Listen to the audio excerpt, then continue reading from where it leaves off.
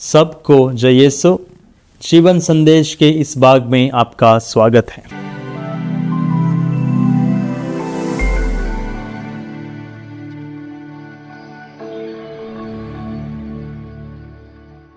क्रिस्त में मेरे प्रिय भाइयों एवं बहनों, आज का समाचार हमें ईश्वर के राज्य के सच्चे मूल्यों को समझने की चुनौती देती है। दुनिया हमें सिखाती है कि धन, प्रसिद्धि और आरामदायक जीवन ही सच्ची खुशी की स्रोत है, लेकिन यीशु मसीह हमें इसके विपरीत दिखाते हैं।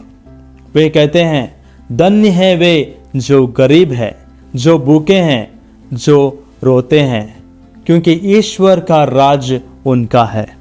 इन यीशु की बातों को समझने के लिए हमारे जीवन में विश्वास की जड़ें गहरी होनी चाहिए।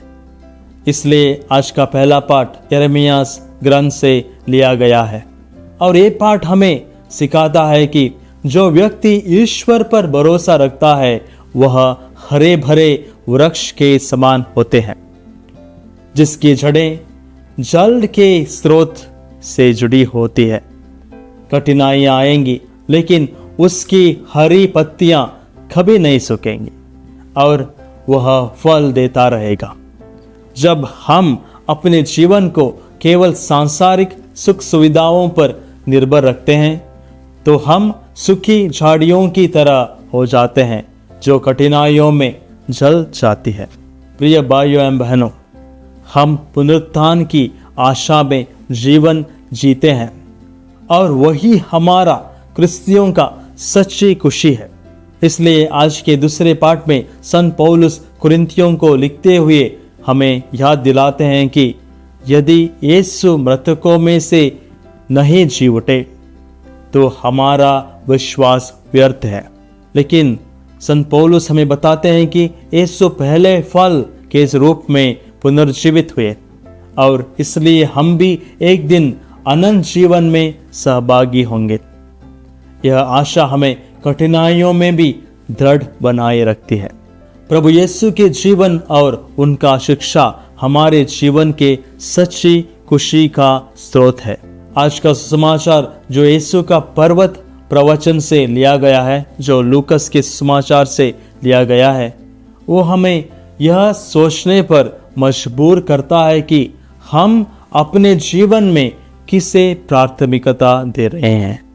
क्या हम सांसारिक आराम या ईश्वर की कृपा को प्राथमिकता देते हैं? यीशु हमें सिखाते हैं कि जो लोग अभी गरीब, भूखे और शोकित हैं, वे वास्तव में धन्य हैं क्योंकि ईश्वर उनके साथ है। वे लोग सच्चे सौभाग्यशाली हैं जो ईश्वर की इच्छा के अनुसार जीवन जीते हैं, न कि वे जो केवल सांसारिक चीजों में सुख खोजते हैं। क्या हमारी खुशी केवल धन, स्वास्थ्य और समाज में प्रतिष्ठा पर निर्भर है, या फिर हमारी सच्ची खुशी ईश्वर पर हमारे भरोसा और उनके साथ हमारे संबंध में निहित है? इस हमें बुलाते हैं कि हम सांसारिक चीजों की मोह माया से ऊपर उठकर ईश्वर के राज की ओर देखें। आज हम सब मिलकर प्रार्थना करें। हे प्रभु, हमें ये कृपा दे कि हम तुझ पर पूर्ण विश्वास रख सकें, ताकि हम सच्ची खुशी और शांति का अनुभव करते हुए हमारे दर्द, कष्ट, दुख को सहते हुए आपकी कृपा से भर के जीवन जी सकें। आमीन।